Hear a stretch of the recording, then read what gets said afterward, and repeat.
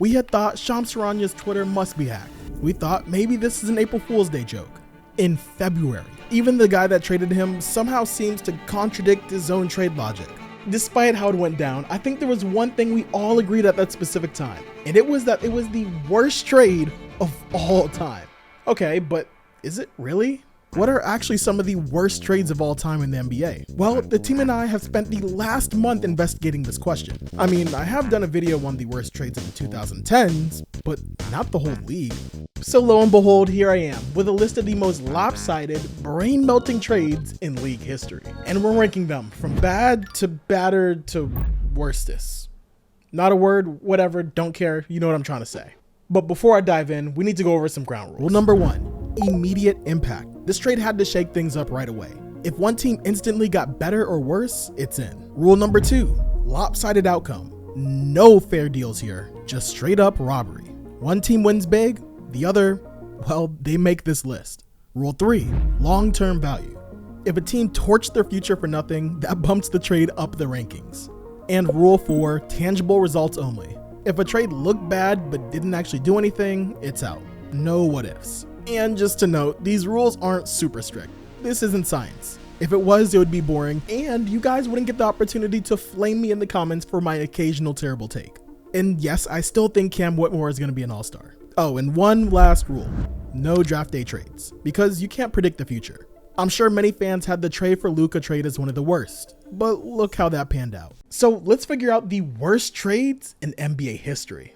Okay, so I have a list here of all the trades, but they're going to be blurred out so you guys can't see them. We're going to go from worst to worstest. And after going through all of them, I want to start here. Because if he didn't sink that shot and they failed to win that championship, the Raptors' legacy would be completely different. If you're Philly.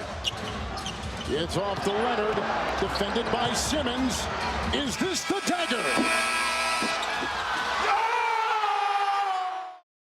Instead of being the team that took down the Dynasty Warriors, they'd be the franchise LeBron turned into a summer home, and the one that lost its only superstar for less than nothing. But let's take it back a little bit. In the 1998 draft, the Raptors traded their 4th pick, Antoine Jamison, for the North Carolina phenom Vince Carter. They didn't know it at the time, but with that simple draft day trade, they landed a player who made basketball matter in Canada. Vince wasn't just a highlight machine. He was the reason an entire generation of kids picked up a basketball instead of a hockey stick. He gave the team an identity. And then it all fell apart. His relationship with the front office went up in flames. Vince felt disrespected, and the organization wasn't doing too much to convince him otherwise. The man who made dunking look effortless suddenly stopped doing it altogether. It wasn't an injury, and it wasn't a slump. He was just done. Even the fans turned on him. Me, I'm not supporting that guy whatsoever. I don't forget what happened. Vince Carter quit on the Raptors. He quit on the city. Left us for dead. We don't know the politics behind that. Basketball's a business. So the Raptors had no choice. They had to trade him. December 17th, 2004. The day Toronto pulled off one of the most lopsided trades in NBA history. Vince, he was gone. And what did they get in return? Alonzo Mourning, who had zero interest in playing for them. Although, let's be fair, Zoe had a pretty good reason. His kidney disease had already forced him to sit out of the 2002 season. He spent time lying in the hospital looking for a kidney donor. And by the time Toronto got to him, he was still recovering from a transplant. And let's give credit where it's due. Mourning is still one of the only players in NBA history to return after an organ transplant. And shout out to Nate Robinson for his recent kidney transplant, and Scott Pollard for his heart transplant.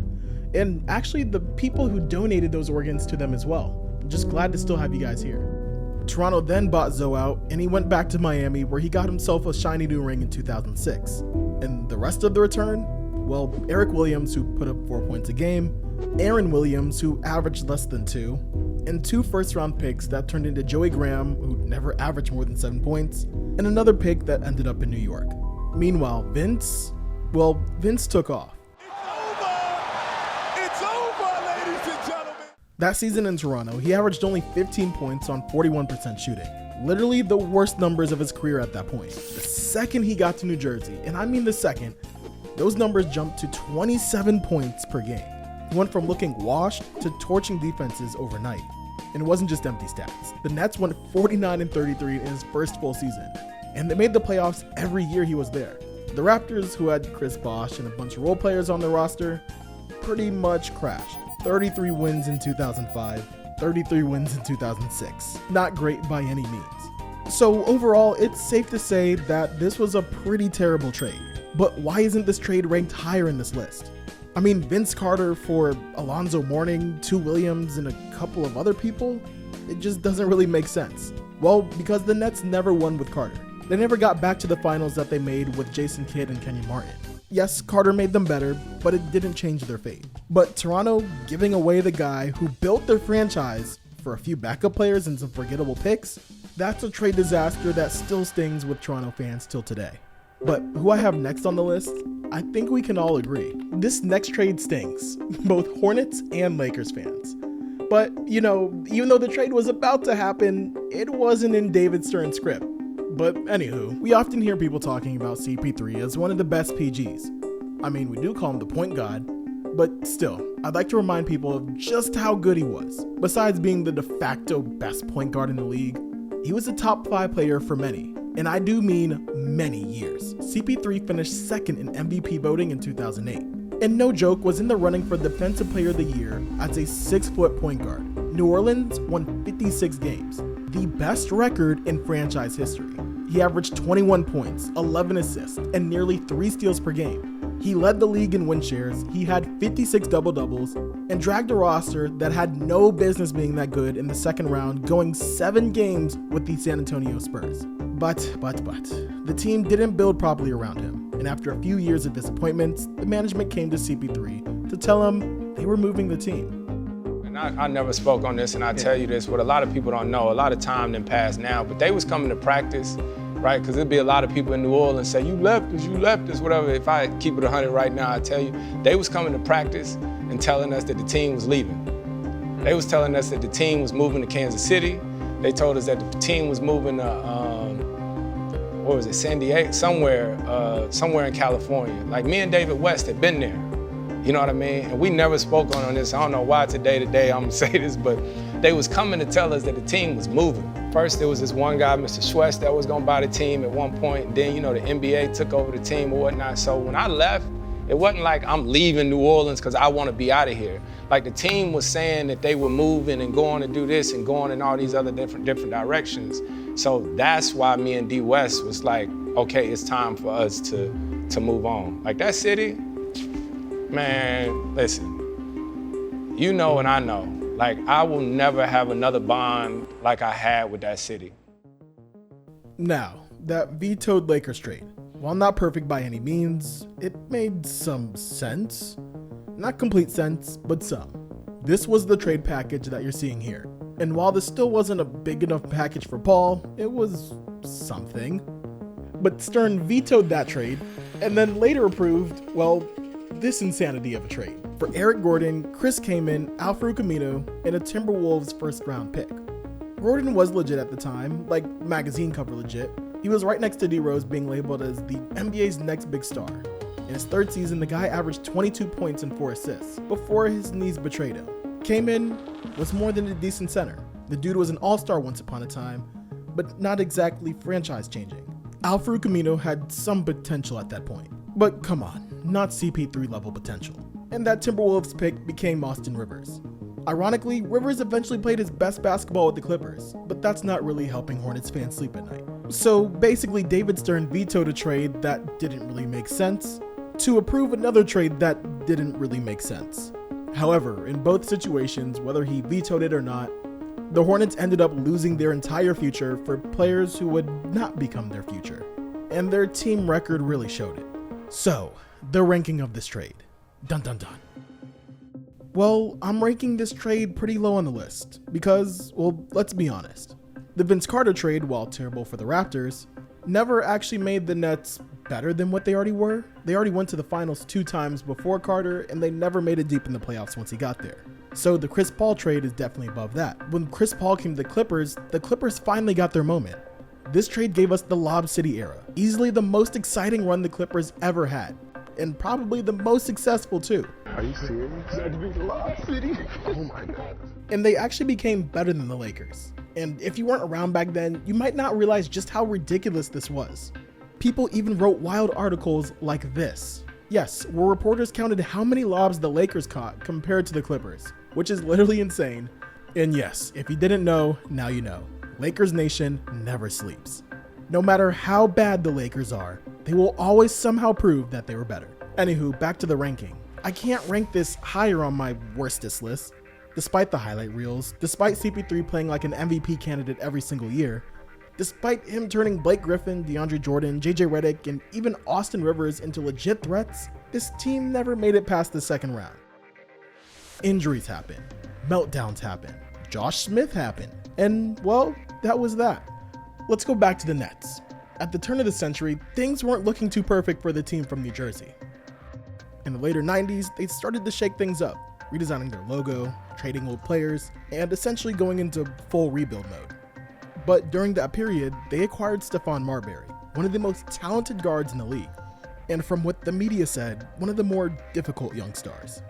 The Coney Island point guard didn't simply sign with the Nets, he kind of forced his way from Minnesota, where he was part of one of the best duos in the league with KG.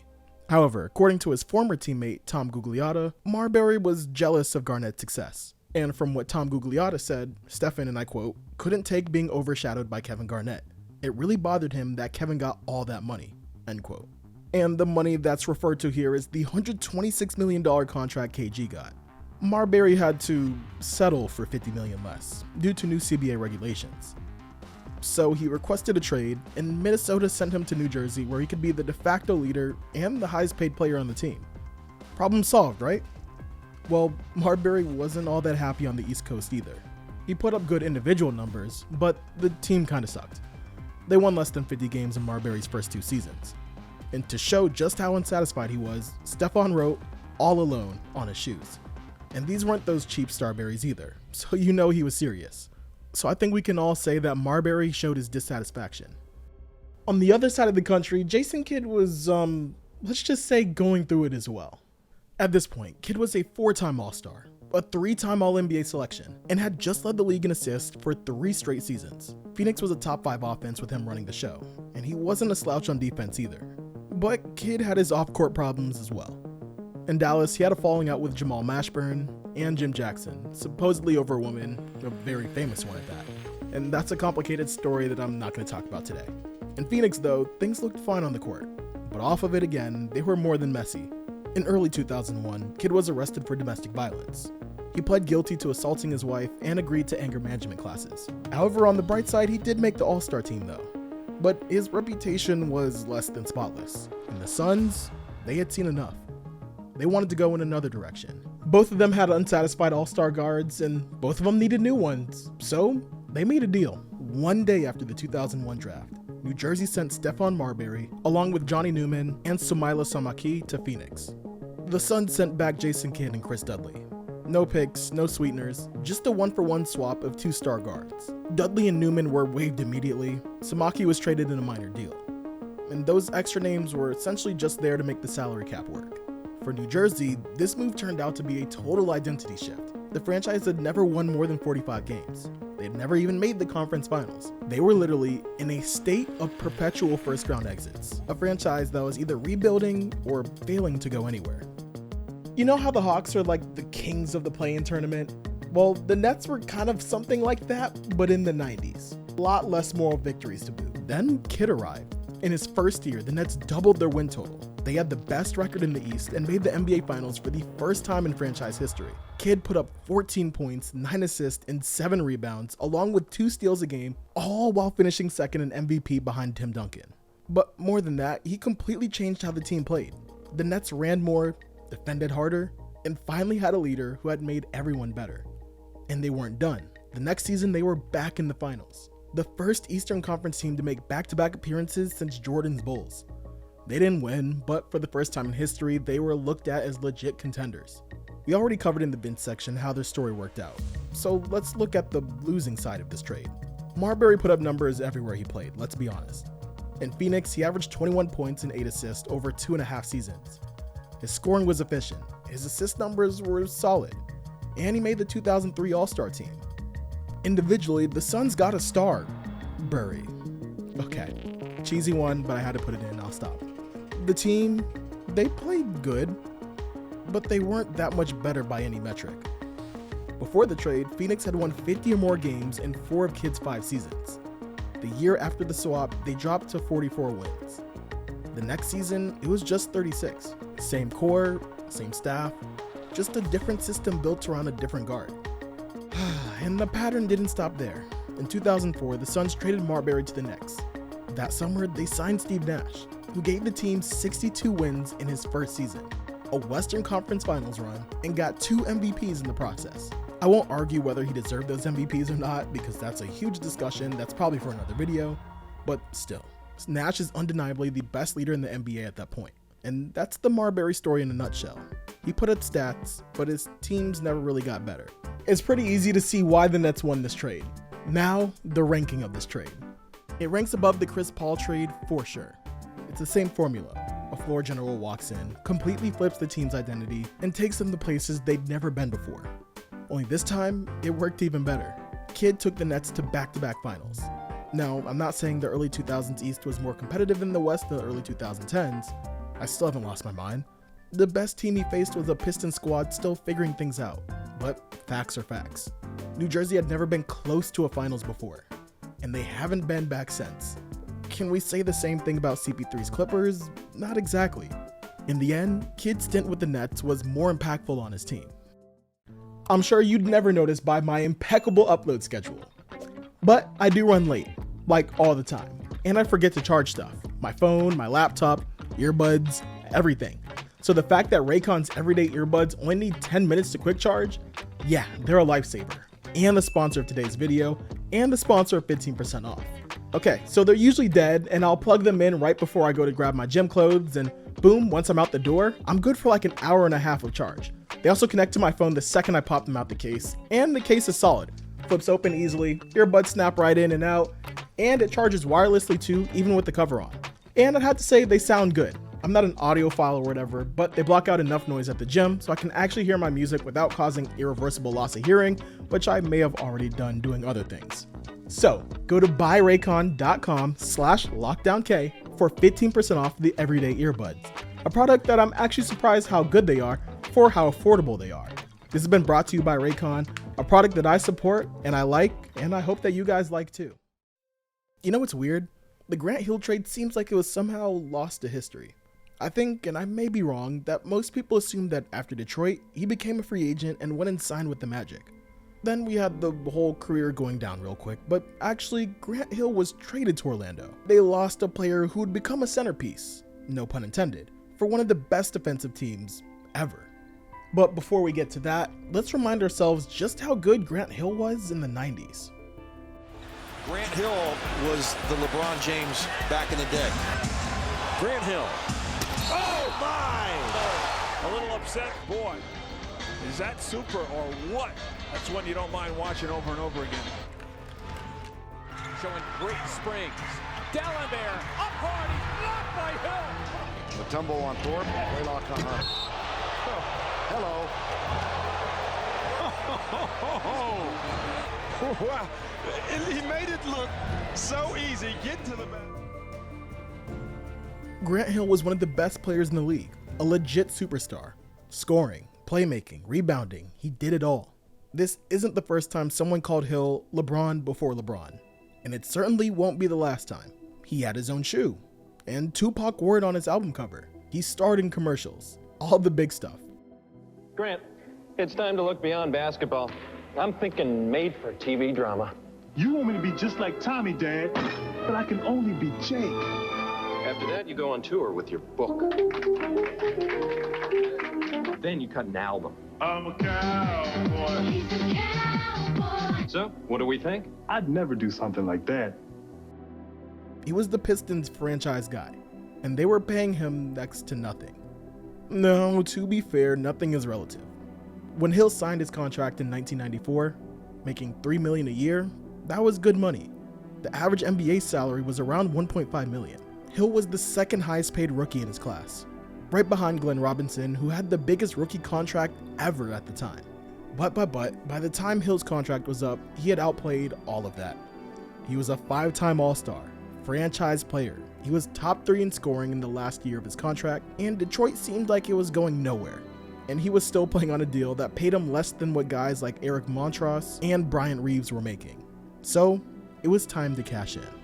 Also, RIP Eric Montross, a UNC legend.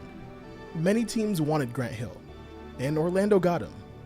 Naturally, they saw Hill as their guy. T-Mac was already locked in, and the plan was simple. Hill would be the leader, and McGrady would be his Pippen. Ironically, Hill wanted to sign with Orlando anyway. He was leaving Detroit no matter what, but a sign and trade let him land a much larger contract with the Magic. And so they ended up giving the Pistons something in return. But that something ended up being a huge piece. Remember this guy? Yes, that's Ben Wallace, before the fro, before the sweatbands, and most noticeably, before the Pistons uniform. He's actually hassling the Pistons in this video. Look, the title says so. He came into the league undrafted. Ben had to claw his way into the Washington Wizards rotation. Wallace barely played in Washington. In 2 seasons, he averaged less than a bucket per game. By his 3rd year, he was in Orlando. Got some more minutes, started a few games, grabbed some boards, played solid defense, but even then, the numbers weren't crazy. He was averaging 4 points and 6 rebounds a night, which 6 rebounds is still pretty crazy. So when Detroit traded Grant Hill for a package that included this guy and Chucky Atkins, it's not like the NBA fans or the media cared. Atkins at the time was the more well-known name of the two. He had just wrapped up a good rookie year, averaging 9 points and 4 assists. Decent backup, maybe a starter on an average team. But Big Ben, he was basically a throw-in. A decent backup center in the deal. The Magic weren't giving up anything, Hill was leaving anyway. This was just a way to get him paid. And in return, the Pistons got, well, like I said before, something. That throw-in player? Yeah, he became the heart of one of the greatest defenses in NBA history. By 2004, the Pistons were champions. Ben Wallace anchored a team that held opponents under 70 points in multiple playoff games. He slowed down Shaq, and he broke up the Lakers dynasty. Oh, you appreciate defense. Tell us why you think he belongs. Well, it's obvious. 4 times this guy was the Defensive Player of the Year in our league, so that says a lot. And he's an NBA champion, an all-star. He was one of those guys, when you talk about put on a hard hat and go to work, you speak of a guy like Ben Wallace. He's definitely deserving to be an all-star. To be a Hall of Famer, excuse me.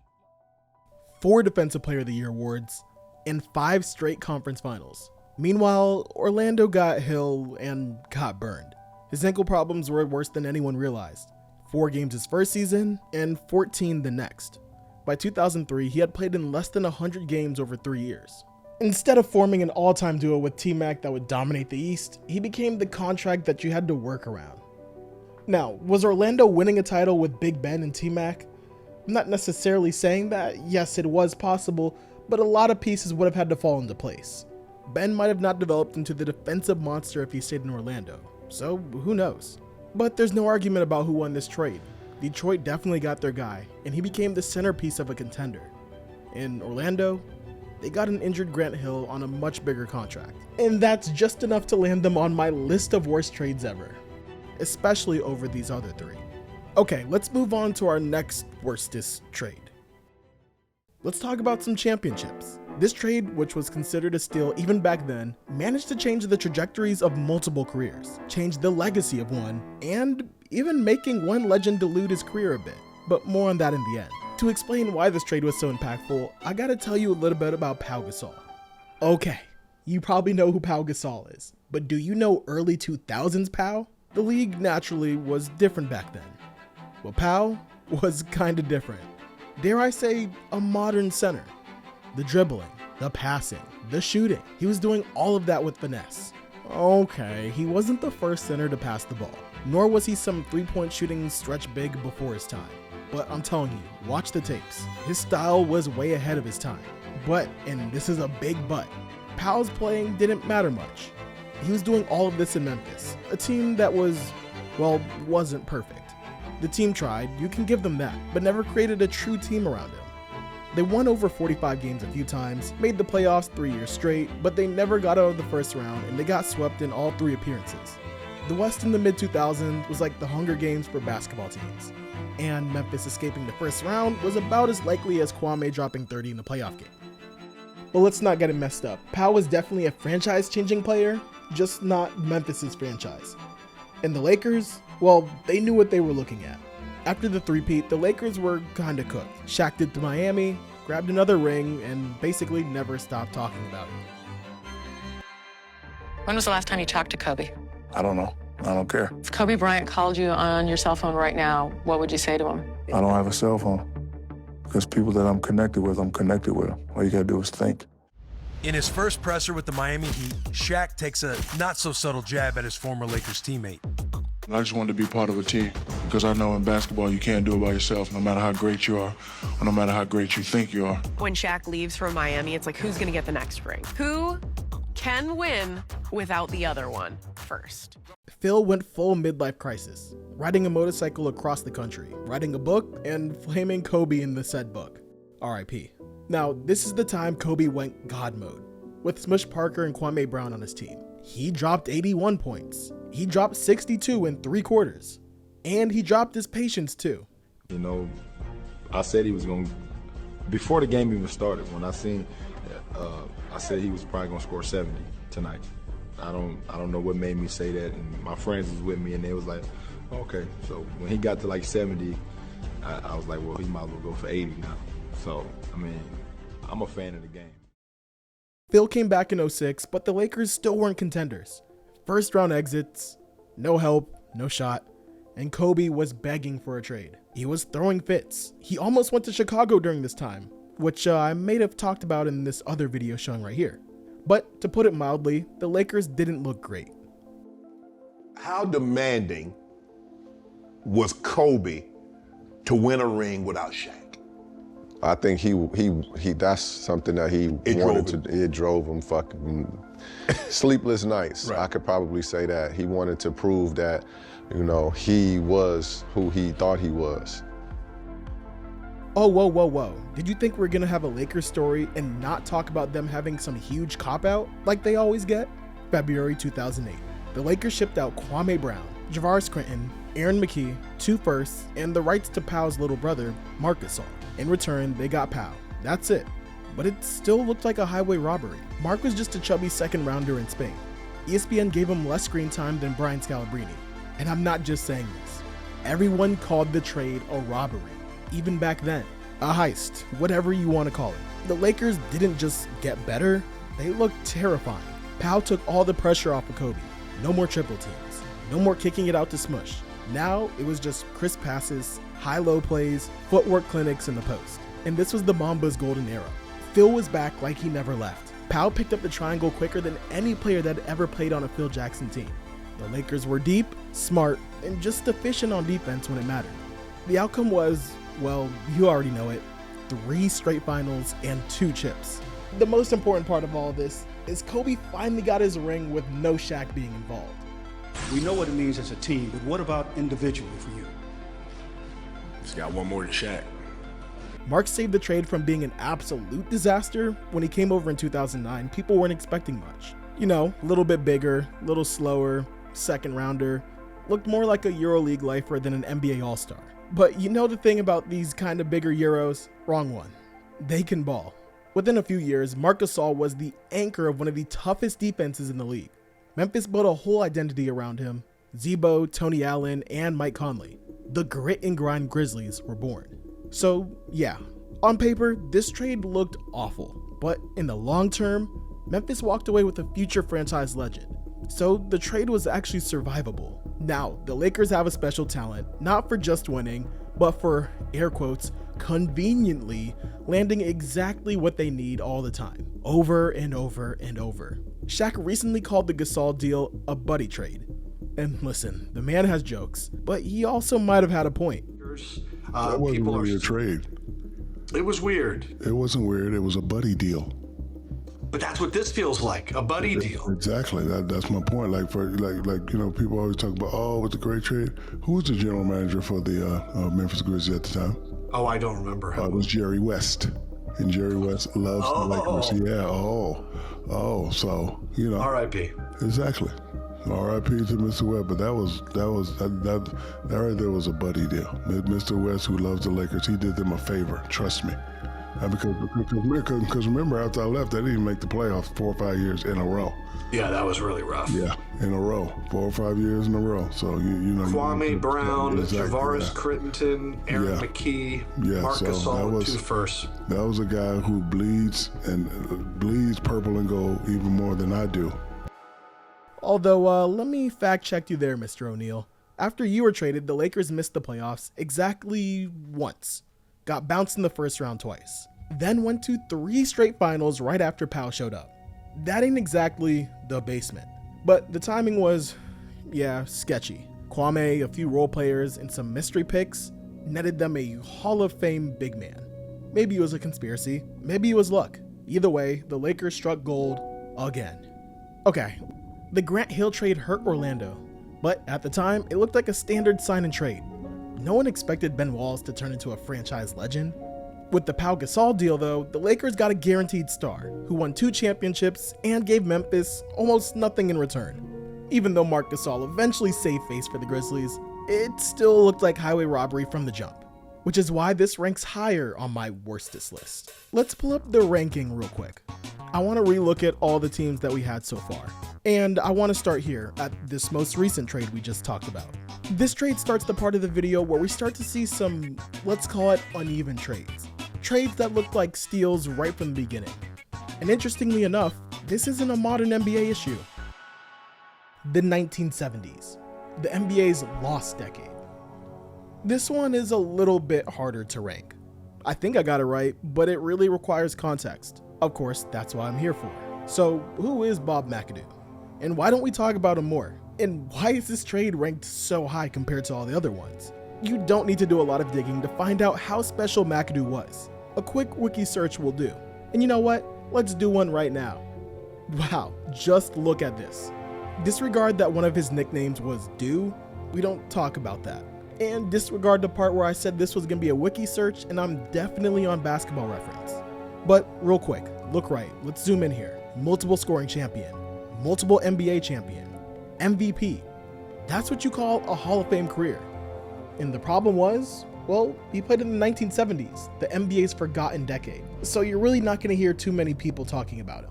But for this video, all you need to know was he was the guy. He was the man that was traded in his prime for a bench warmer, cash, and the frozen envelope David Stern would later use to rig the 1985 draft.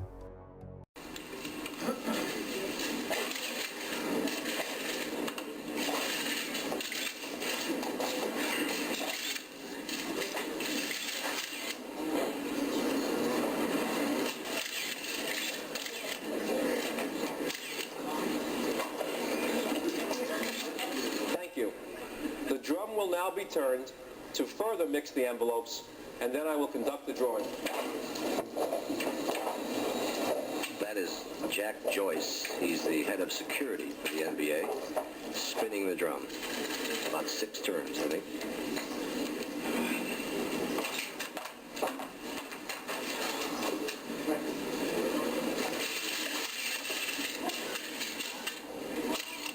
The team whose logo is in this envelope will have the first pick in the NBA draft. Dave DeBuscher.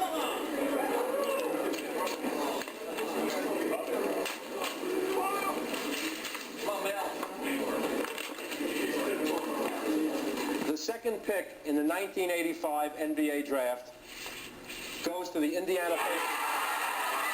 The horseshoe works. Basketball is back in New York City, my friend. Anywho, for 1970 standards, McAdoo, he was pretty crazy. At 6'9", he played center, shot like a wing, and moved like a guard. He was kind of like a pre-3-point line KD. To put it another way, the Boston Celtics team referred to McAdoo as a cheating forward. He had a smooth jumper, could run the floor, rebound, block shots. Just an absolute mismatch nightmare. A ton of his shots came from outside the paint, the areas the guards are usually around. Kareem once said, "I used to think he took bad shots, but I've changed my mind. Nobody takes it from where McAdoo does and hits."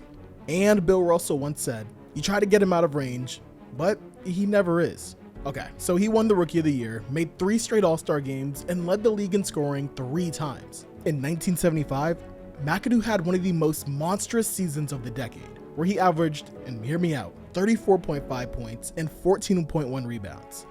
And he won MVP.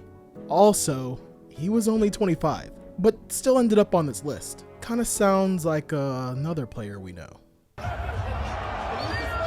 Yeah, I see you, Luka.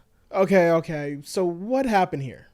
Well, to start it off, the Braves are in serious financial trouble. Their home arena, Buffalo Memorial Auditorium, was booked out so often for hockey and college games, so they had to move some of their home games to Toronto. Yeah, try building a fan base like that. With all that going on, ownership started looking for ways to cut costs, and fast. And that kinda sucks, because they stumbled into something special. For a brief moment, the Braves had the bones of an elite front court. You had Bob McAdoo, league MVP and a walking bucket. Then came Adrian Dantley, Rookie of the Year, future scoring champ, and one of the most efficient scorers the league has ever seen. And for about 48 hours, they also had Moses Malone, another MVP, another Hall of Famer, and a guy we'll definitely talk about more in this series. And between the three of them, yeah, just look at all these awards. I mean, you got the Hall of Fames, the All-Stars, the All-Rookie, the MVPs, the rebounding champs. I mean, just like everything. Guys, you're looking at one of the most decorated front courts ever, if they actually stayed together. But hey, the Braves, back in the 70s, needed some money. December 1976. The Braves sent McAdoo along with backup center Tom McMillan to the New York Knicks. In return, they got John Giannelli, a serviceable center, and around $2.5 million in cash. Alright, now that may not sound like much, but back then, that was a serious chunk of money. For context, Kareem Abdul-Jabbar, the highest paid player in the league at that time, was making around $650,000 a year. To put it simply, the Braves had enough money to sign 4 Kareems and still had some money left over. But the Braves weren't trying to build a contender or trying to spend some money on players. They really just wanted out. Ownership was under pressure, the franchise was bleeding money, and the team was stuck in constant conflict over scheduling and relocation. So rather than fix any of it, they sold off the best player in franchise history for a rotation big and a check. And if you're wondering how that worked out, it didn't. It literally just didn't. McAdoo, on the other hand, did what stars do. He balled out. And the Braves, yeah. McAdoo averaged nearly 27 points a game in New York. The unfortunate part was the fit just wasn't there. The Knicks were already a weird, top-heavy roster, and tossing in a volume scorer like McAdoo without a real plan, it's just chaos without a jump shot. They didn't make the playoffs in either of his full seasons. The Braves, meanwhile, well, got worse. A lot worse. They flailed around a bit, then packed up and hit the road. First to San Diego, then to LA, where they became, well, as we know now, the Clippers. So yeah, it all tracks out. McAdoo's Knicks stunt gets forgotten because there wasn't much winning, just vibes. But his story wasn't over. That's because, well, Bob McAdoo reinvented himself. Okay, fast forward a few years, and he's in LA.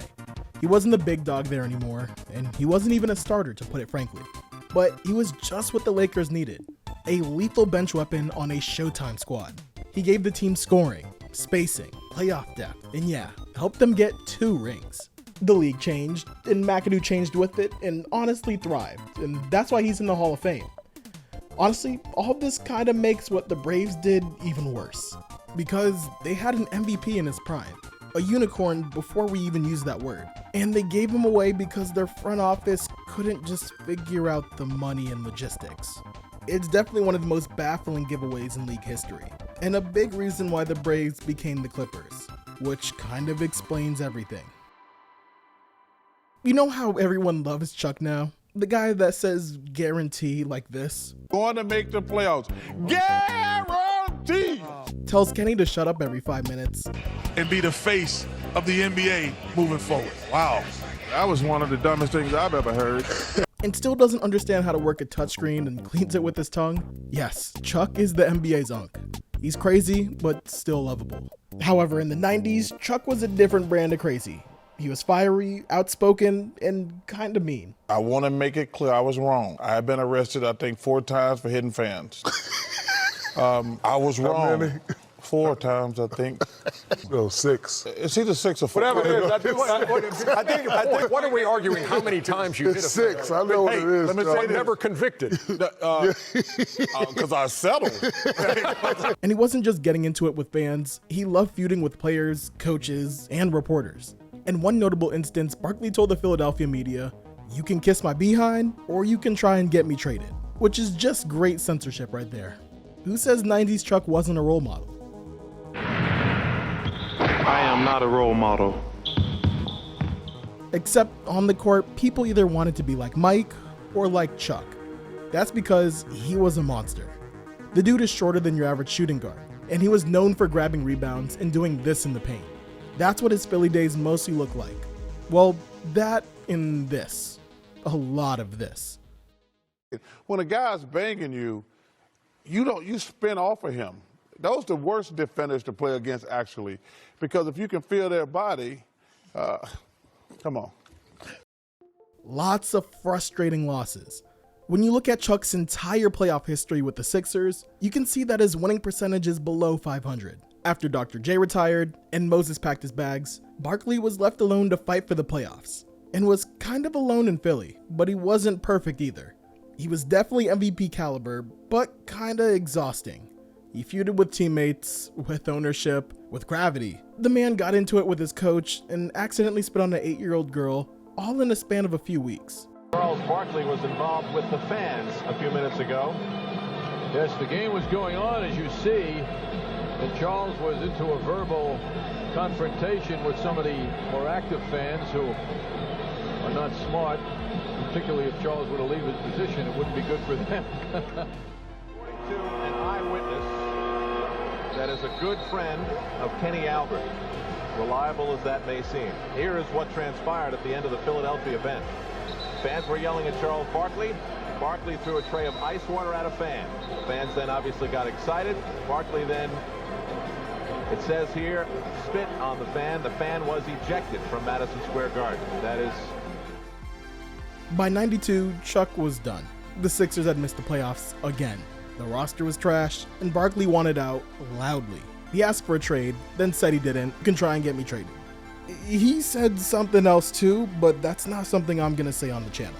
Philly, always the picture of calm decision-making, panicked. And spoiler alert, they didn't get a whole lot back. On June 17th, 1992, the Sixers finally pulled the trigger. Charles Barkley, former MVP, perennial All-NBA.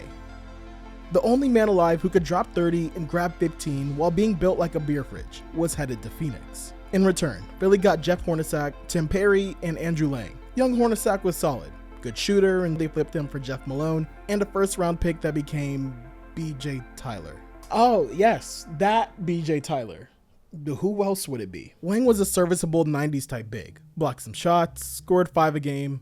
He was gone within a year. Tim Perry lasted 4 seasons as a starter-ish forward, but never averaged double digits. One of those guys who'd give you a nice dunk once a month and then disappear into the background. Owner Harold Katz defended the trade by saying, "We won 35 games with this superstar, Charles Barkley. Nobody can tell me we're not going to win more next year." They didn't win any more the next year. Not only that, they didn't win more than 35 games until the 2000 season. And yes, Barkley got traded in 1992. So Barkley shows up in Phoenix and immediately turns the place into Burning Man with a shot clock. He wins MVP. The Suns win 62 games, best in the league. He's putting up 25, 12, and 5 like it's nothing. The offense flows through him, and the defense at least tries to go around him. In the playoffs, Chuck goes full supernova. 43 and 15 in the closeout win over the Spurs, and hits his signature dagger over the Admiral. Posts a casual 44 and 24 against the Sonics in Game 7 of the Western Conference Finals. And then goes toe-to-toe with Michael Jordan in the finals, averaging 27, 13, and 5 across the series. And even though they lost in 6, it wasn't a blowout. Barkley dragged Phoenix into those games. He was the reason why they were even there. He would end up staying there for a few more seasons, keeping the Suns contending before succumbing to the ring-chasing disease that keeps hitting old legends at the end of their careers. Okay, if you're wondering why I'm ranking this trade so high in my worstest list, it's because the Sixers handed one of their franchise players to the Suns for a few solid role players and half a decade of NBA purgatory. Well, at least the Sixers managed to lose enough games to land Allen Iverson at one point in the 90s, so that has to count for something, right? Maybe in the end, this is a win-win. Who am I kidding? Let's look at this list one more time. Okay, I'm kinda liking it so far. I don't think there's any changes I want to make. Horrific injuries, super teams that never worked, and sound bites that aged worse than milk. And when teams trade them, they don't collapse. They either stay the same or get better.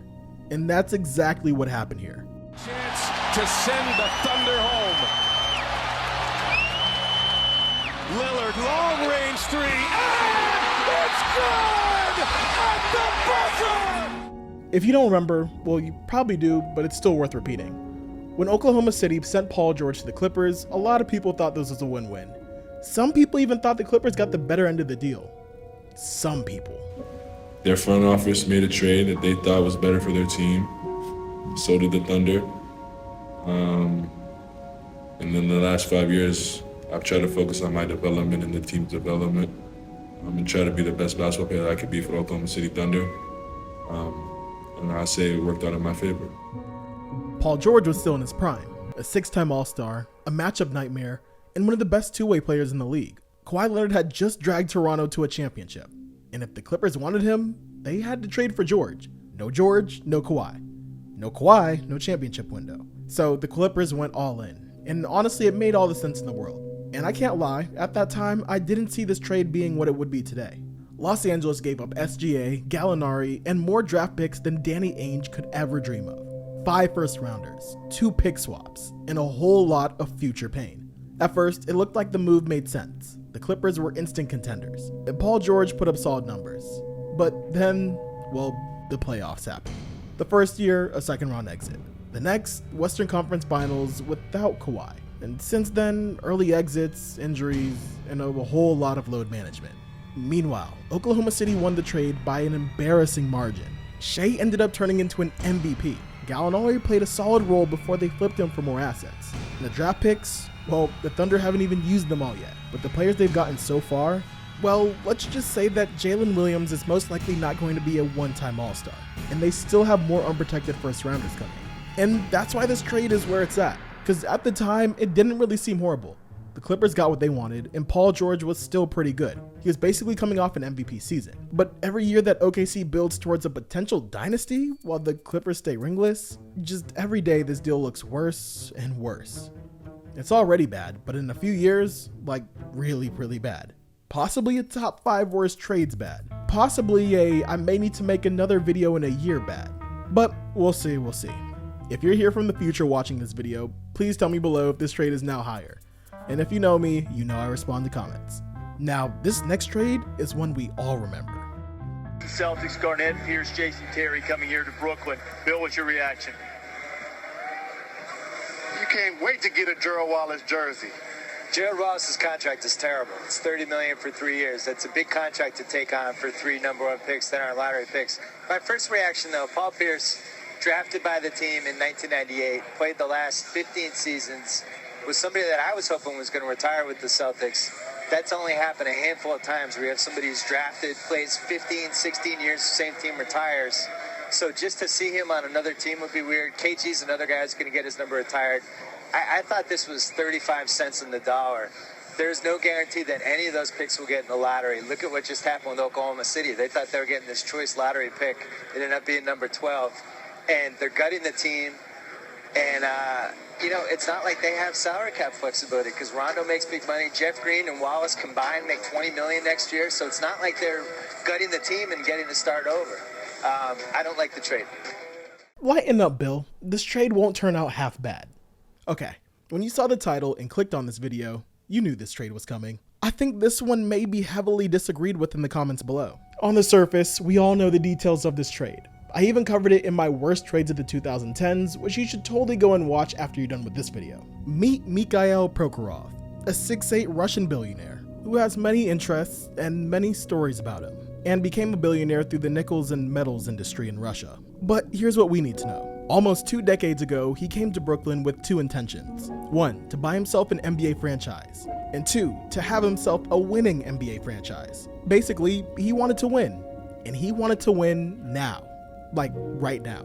The Nets had a brand new arena, they had money, they had Jay-Z, and this was peak Jay-Z. There's going to be other things that you're going to be doing here, like some concerts, opening concerts? Yeah, so I'm going to open the building with a concert, with a couple of concerts, actually. Like 8? 1 or 2, or 8. And you're going to have some special guests? Maybe. Anybody we know, like the missus? Maybe. I don't know. The baby will be a baby by that time. Yeah, okay. So, okay, you're going to be involved with the concerts. How else will you be involved with the team? Do you think that you're going to try to go out there and get some marquee names to play?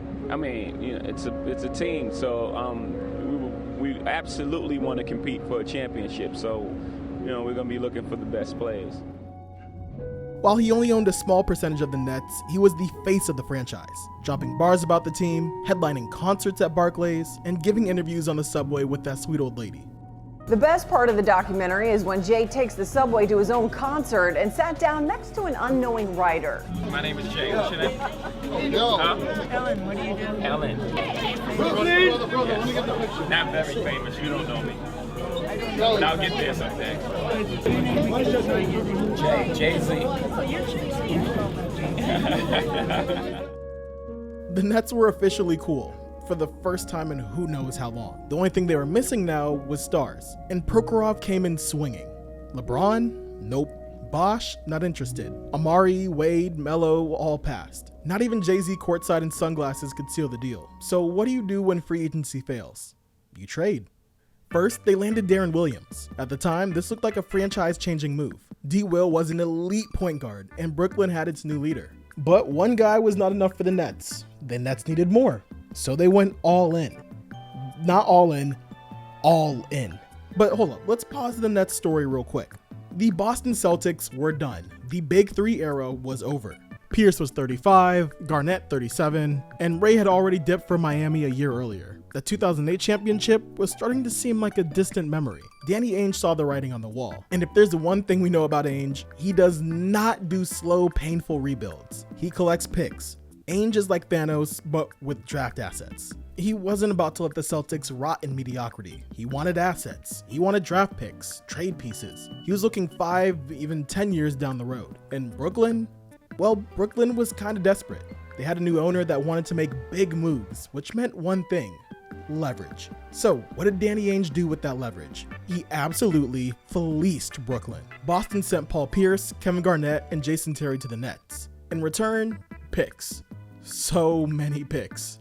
Well, the Nets didn't become one of the best teams in the NBA. In fact, after one okay season, they became one of the worst. And the pick? Oh boy. They did turn into some solid assets. Let's look at them. With the 17th pick in the 2014 NBA Draft, the Boston Celtics select James Young from the University of Kentucky. The 2014 first rounder became James Young, which was an okay start. Fine player, just not particularly great. With the 3rd pick in the 2016 NBA Draft, the Boston Celtics select Jaylen Brown from the University of California, Berkeley.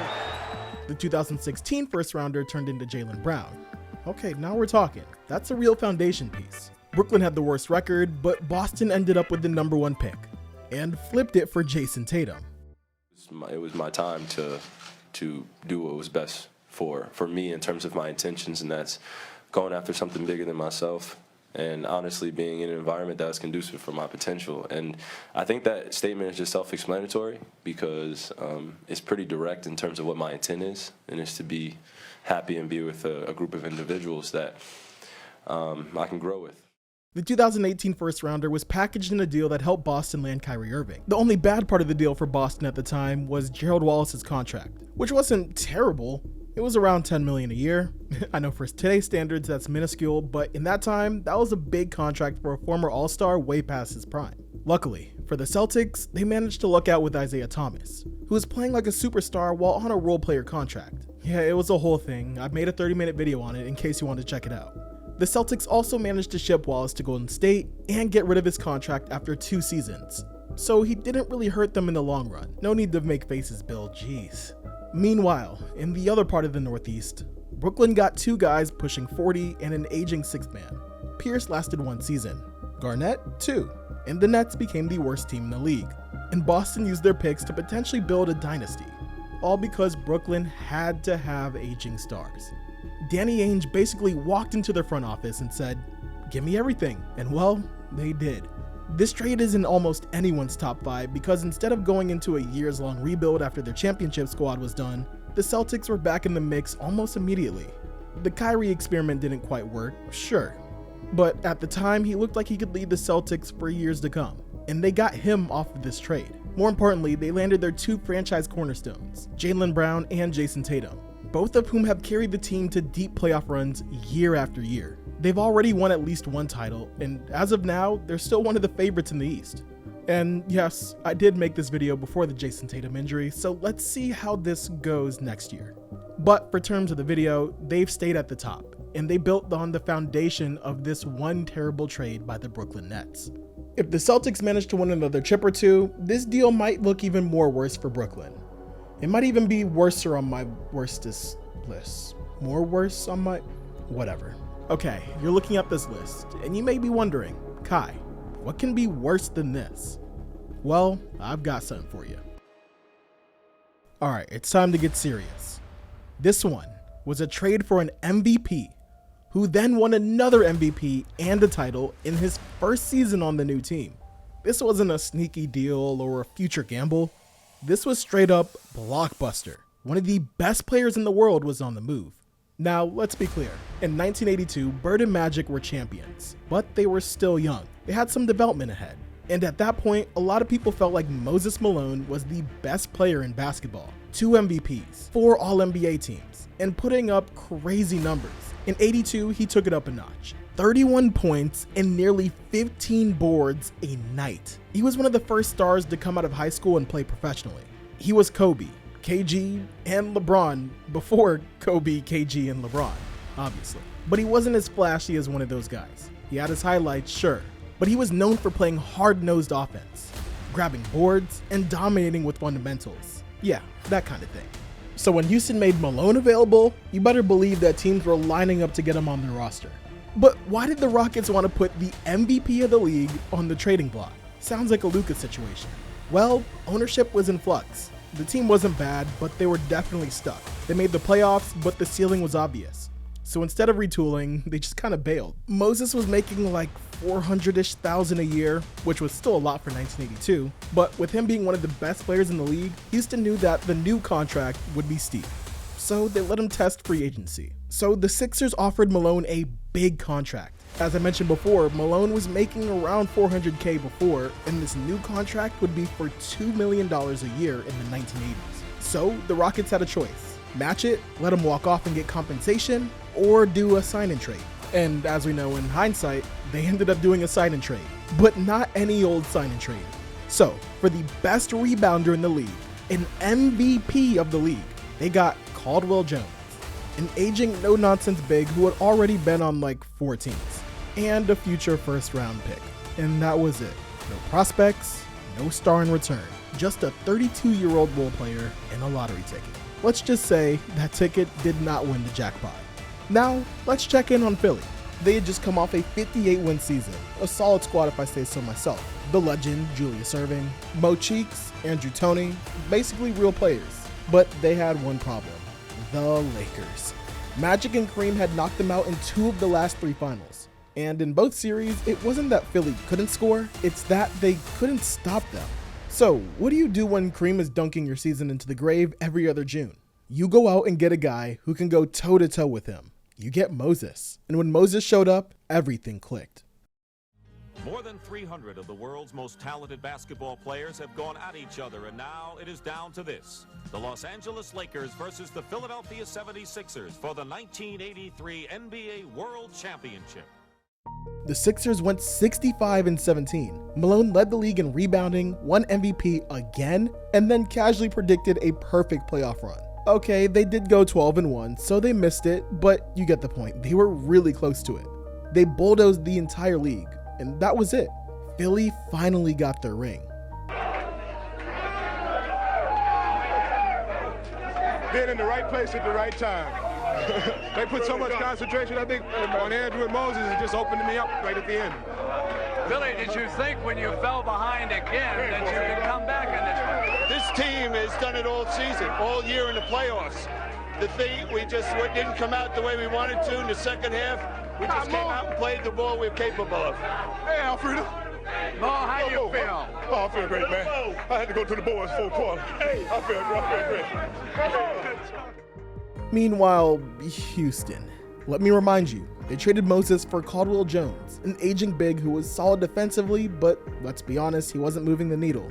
And they also got the first-round pick, which sounds fine until you realize that pick didn't turn into anything special. And just like that, a team that had won 46 games the year before completely bottomed out. The Rockets won 14 games. 14. That's not a rebuilding year, that's just a straight up cry for help. But in a weird twist, that collapse would end up working out.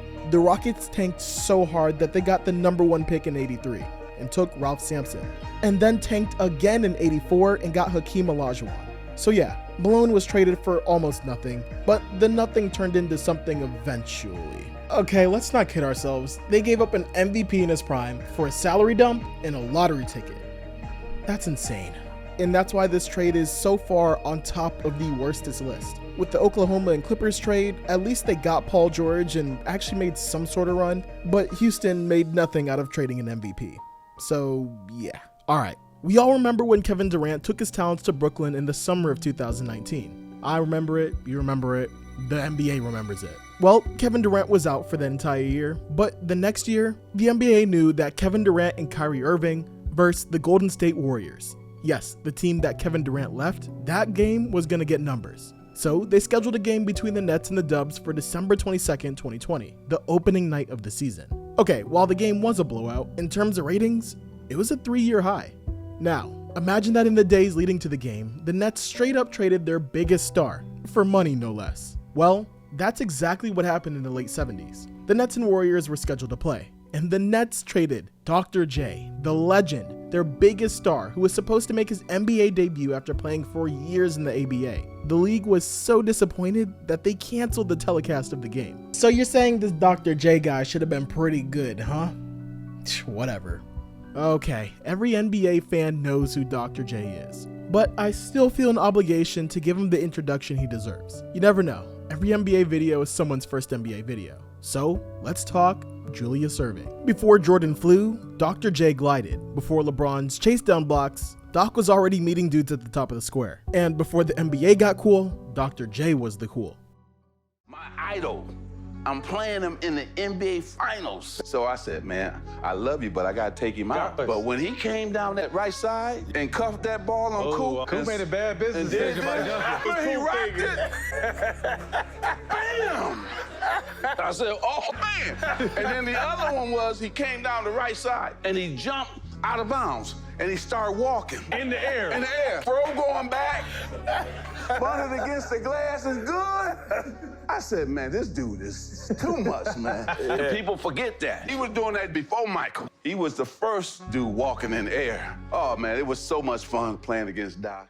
And if you're like me and grew up in an NBA household, your parents made you think that Dr. J was quite literally a god. The crazy thing is, before he made the NBA cool, he played in that other league, which looked way cooler than the boring old National Basketball Association. In the ABA, the American Basketball Association, he was a 2-time champion, 3-time MVP, and the undisputed face of the league. And he wasn't padding stats either. In his final ABA season, he averaged 29, 11, and 5, and led the league in scoring. That same year, he won the MVP, All-Star MVP, and Playoff MVP. He could jump, he could pass, he could score from anywhere, and more importantly, he made the league watchable. He didn't just sell tickets, he gave the league identity. So yeah, trading that guy, it's insane.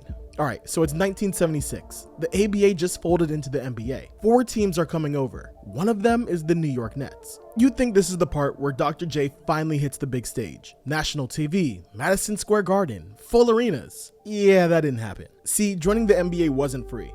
The Nets had to cough up over $3 million just to get in, and then pay another $4.8 million to the Knicks for existing in their zip code, aka territorial fees. So the Knicks basically hit them with the basketball version of a parking fine. And then Irving asked for a raise. The Nets were already bleeding money, so instead of paying their superstar, they sold him. And just like that, Julius Erving, gone. Shipped to Philly for $3 million in cash. The Sixers got the biggest draw in basketball, and the Nets got a check and decades, and I mean decades of regret. First preference was to continue to play with the New York Nets.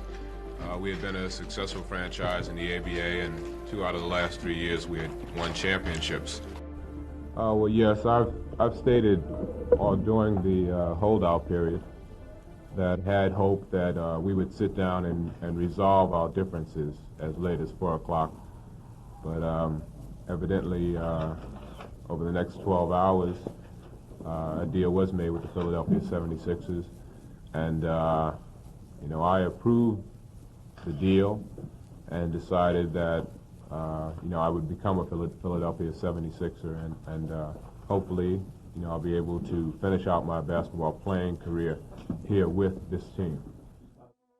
Dr. J didn't need a warm-up year. Philly threw him in, and he delivered right away. The Sixers were coming off a 46-win season. With Irving in year one, they jumped to 50 wins and made the finals right away. They didn't win, but it was clear. Doc changed everything. The next couple years, up and down. 55 wins, then a step back. But by 1980, they were back in the finals. The city finally had a superstar again, and not just a basketball one. The guy was a phenomenon. Shoes, commercials, posters on every kid's wall. He was MJ before MJ, except with better hair. He was still putting up numbers too. Over 21 a game, efficient, smooth, and unguardable in transition. They called it playground poetry, but the Sixers called it finally being good again. They didn't win the title the year that Doc came, or the next, but with Doc on the floor, they were contenders every season. And that 1983 ring, the one I actually mentioned in the section before with Moses Malone, well, that all started in 1976, when Philly picked up the face of the league for a pile of cash. Okay, so what happens when you sell the best player in the world for cash? Well, you get temporary money and not much else. So, the Nets joined the NBA with no star, a gutted roster, and $7 million less in the bank. They won 22 games, missed the playoffs, and basically became irrelevant overnight. Attendance dropped. The team limped along for a few years before packing up and heading to New Jersey. Then spent the next 2 decades floating between mediocrity and straight up tanking. No playoff success, no marquee talent, just regret. Okay, well at least the Knicks got their territorial fee. That's what the Dr. J trade did. Philly got a franchise icon. The Nets got a check and a long walk through the desert. So this is a video about lopsided trades. But this wasn't even that. This was basically a franchise selling off greatness to stay afloat. And they floated alright. Floated around first round exits until they looked out landing Jason Kidd in some quarter a century later. Verdict, all-time fumble. 1 of 1, 0 stars. That's why I have this trade listed above the ones before, because the Nets not only lost the face of the league, but they lost what would have made them relevant in the NBA, coming out of the ABA. When you think of the Philadelphia 76ers, you think of success, you think of one of the most storied franchises, a franchise that had a lot of stars. What comes to your mind when you hear the New Jersey Nets? Yeah, exactly what I thought. Wilt Chamberlain is, well, everyone actually knows who he is. In NBA history, a lot of people overrate him. Yeah, but a lot of people underrate him too. On my timeline, it's rare that anyone outside old heads argue that Wilt's even the GOAT anymore. But let's look at this realistically. The man played his last NBA game 62 years ago. If there's anyone arguing you're the GOAT, anyone, 6 decades after you retired, let alone millions of old guys on the internet, you're one of the best of the best. Back in the 60s, nobody had seen anything like him. I mean, the guy averaged 37 and 27 over his first 5 seasons. He won 4 MVPs before he even turned 32, again scoring 7 times. Once dropped 100 in a single night, just because the Knicks forgot how defense works. And here's the wild part, he wasn't a gimmick. He wasn't just tall. He wasn't a free throw merchant, and he wasn't shooting threes. Wilt was faster than half the guards in the league, and stronger than anyone. And despite what you might have heard, he was winning, just not as much as Russell was, which is a super high bar to follow. So when I say that the Warriors traded him in his prime, just know what kind of prime we're talking about. This was like trading Thanos mid-snap. January 1965, the Warriors, or I should say the San Francisco Warriors that is, sent Wilt Chamberlain back to Philly. Not for another star, not for picks. They traded the most dominant player in basketball for Connie Deerking, Paul Newman, Lee Schaefer, and about $50,000 in cash. And that cash part is kind of murky too. The original rumor said $300,000, but it turns out it was way less. That barely covered a team plane and a few steak dinners. Or maybe it did back then, but definitely not nowadays. Deerking was a decent big, Newman a backup guard, and Schaefer didn't even report to the team. Okay, here we go again. So the Warriors traded the best player in the world for a rotation guy, a bench guy, and a ghost. But I mean, Wilt had his demands too.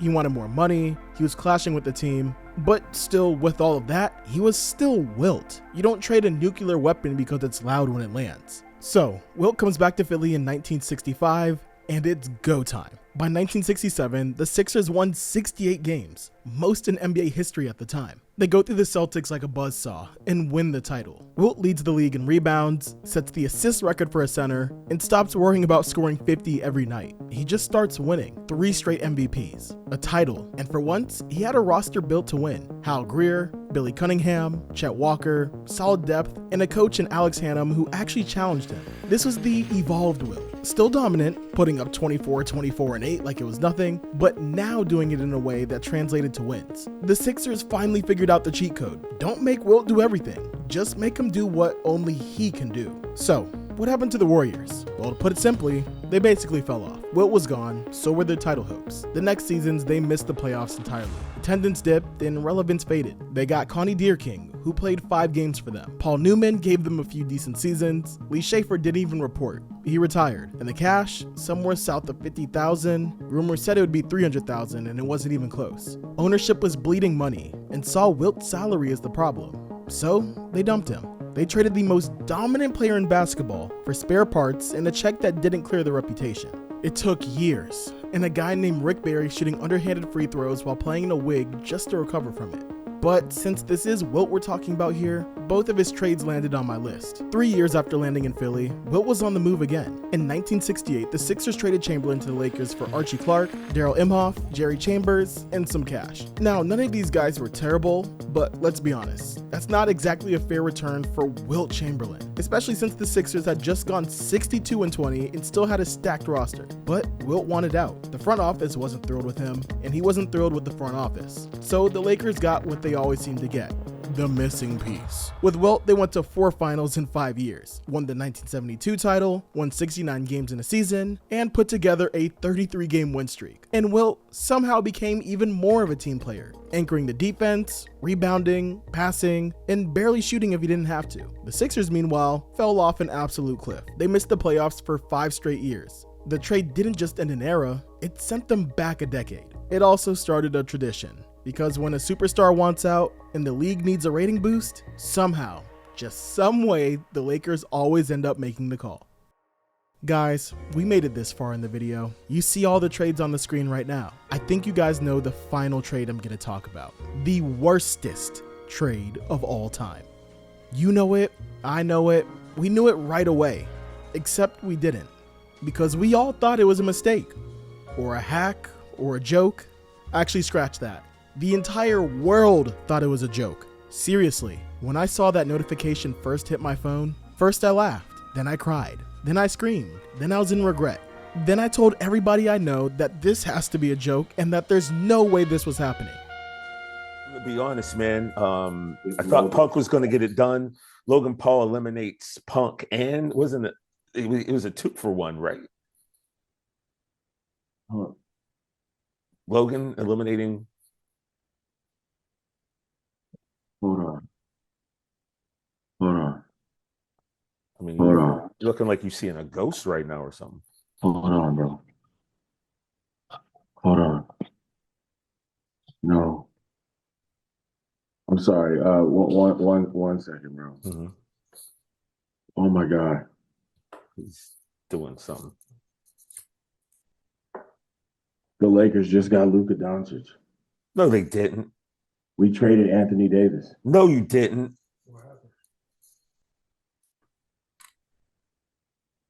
You're lying. That's how ridiculous this was. Dallas shipped out Luka, a 25-year-old MVP candidate, for Anthony Davis, who started getting injured while Obama was still in office. Yes, there were other picks and players involved, whatever. But at its core, this trade will always be Luka for AD. It's rare to see a deal so bad that literally every fan base immediately agrees. Yep, here we are. Okay, maybe, and that's a big maybe, this trade makes sense in 2K. AD can dunk, shoot, defend, steal, block shots. I mean, pair him up with Kyrie and you're good. But yeah, in real life, no. This simply isn't something you do to build a team. I'm sorry, AD, still love you as a person and a player, but it is what it is. They give me the whole Lakers team, the whole Denver team, every not team. Real. I will not take no Luka. I'm going to start crying. He's crashing out. You know what? I'm not in the mood, really, man. It hurts me from the inside. I mean, this is done. Nah, it's not real. Basketball to me, it's over. In the cemetery, it's over. I ain't watching no more basketball. So, was the impact immediate? Yeah, pretty much. Well, it's not like they started winning right out the gate, and I mean, I don't think a lot of people expected them to, but they got into the groove quick. Luka started finding rhythm with LeBron and Austin Reeves, and the team quietly climbed up the Western Conference standings. Now, look at their record at the end of the regular season, and the teams they beat. The Lakers were kinda looking legit.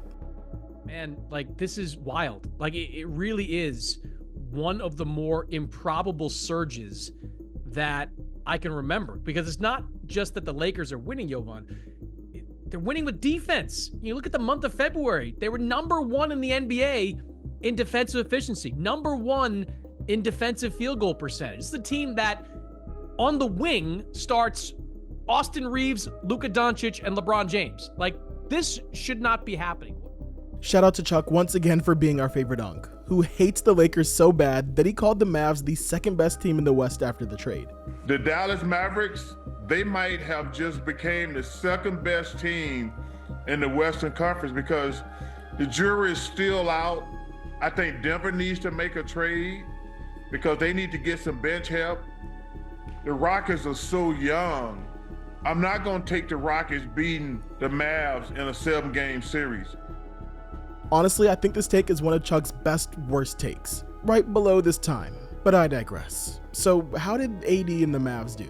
AD did his thing, dominating in his debut, until he got hurt on a non-contact play in the third quarter, and you know, none of us was surprised. AD simply never had luck with injuries, and this is just what the basketball gods wanted to happen. Oh, and things went from really, really bad to really, really freaking bad when Kyrie suffered a season-ending injury shortly after. The Mavs went from being in the finals to a team barely making it in the play-ins. Building around Davis and Kyrie in 2025 produced exactly the outcome everyone outside of Nico Harrison expected.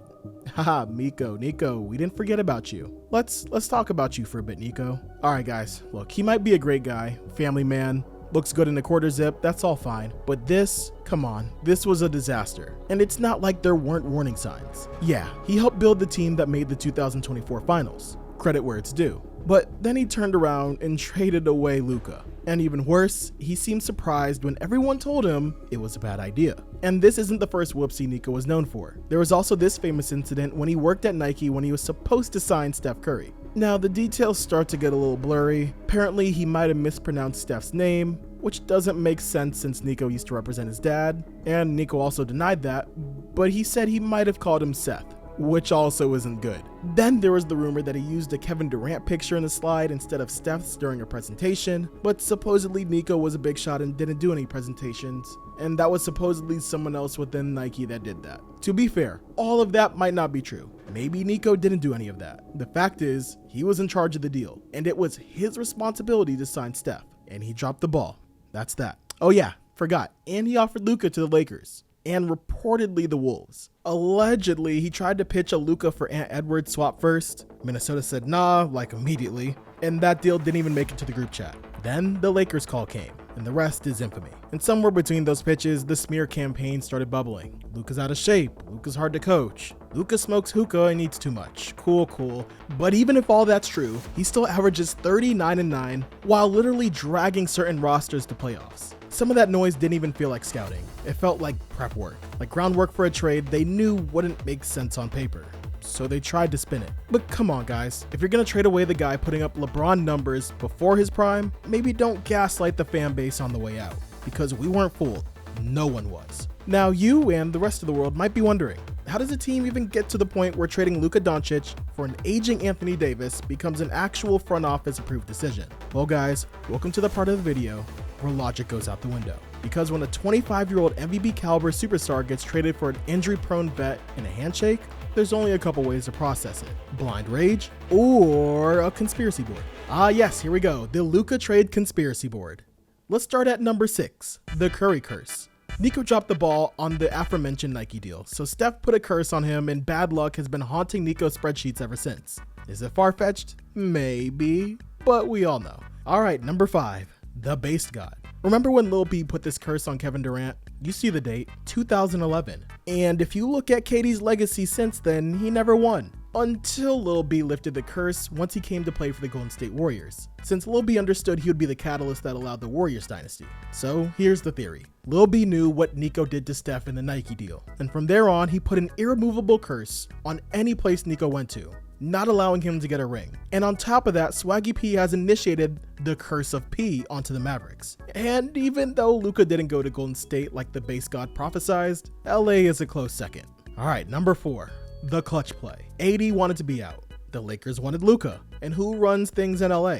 LeBron and Clutch Sports. So maybe this was all just some back channel handshake and a few quiet dinners and a promise to make it work. And if AD's on the way out anyway, why not flip him for the biggest trade piece in the league? Number 3, Nico's revenge. Nico didn't draft Luka, he inherited him. And let's just say they didn't exactly vacation together. Rumors said that there were trust issues, some power struggles, maybe even a few sideline looks that screamed, "I'm not gonna be here." So instead of re-signing Luka, Nico cashed out early. A big move. Maybe even a catastrophic move. Number 2, the Supermax dodge. Luka was about to be eligible for the $345 million Supermax, which is a lot of money. Unless you're a generational player in your mid-20s, then it's just market value. But the Mavs, they blinked. They didn't even want to give it to him, and they didn't want to risk him taking it all and still asking out. So they flipped him to save, quote unquote, $100 million, which is wild considering the Mavs are worth over $4 billion.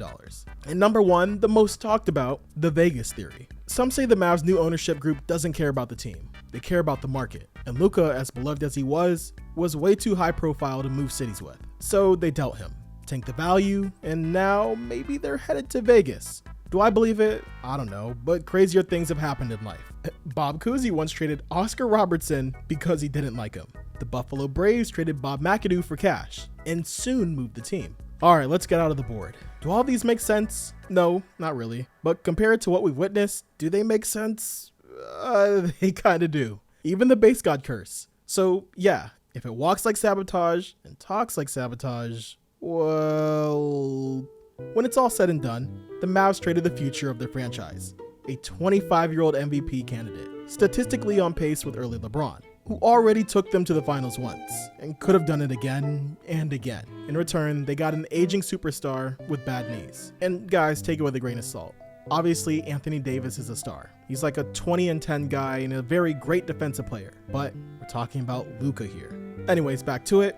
The fallout of this whole trade wasn't subtle. The Mavericks got worse. The vibes collapsed, and the trust from the fan base obliterated. And no amount of, well, technically, arguments will fix that. Because this trade didn't fail slowly, it failed immediately. And no, the Lakers didn't end up winning a ring in 2025, even though having LeBron and Luka on a team is a cheat code. But 2026, 2027, 28, they're back in the room. They got Luka, and that's the entire point. And the Lakers are known for having entire roster changes every handful of seasons. So don't expect the team you see now to be the team that goes forward. And you guys know what's really wild?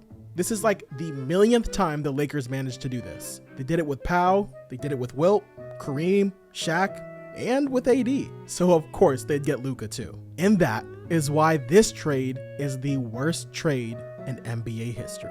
Some of these trades were bad from the jump. Some aged like milk left out in Phoenix. A few looked fine at the time, and then turned into absolute disasters. But each one changed the NBA in its own way. Sometimes for a season, sometimes for a generation. Now, if you've been paying attention, you probably noticed one infamous move missing from this list. 2018, Luka Doncic for Trae Young. Yeah, I left it out on purpose, because remember, in the beginning I said no draft day trades in this ranking. However, without that trade, everything we know today would have never happened. The Mavericks betting the house, the Hawks thinking they had something better. It's still a draft day swap that's aging in real time. And to understand why that trade happened that day and why it was so impactful, maybe you should go watch this video right here. Yes, the 2018 NBA draft, one of the most important drafts of our decade. And it's not just because of the Luka Doncic and Trae Young trade. There's actually some more to it, but the only way to find out is to watch the video.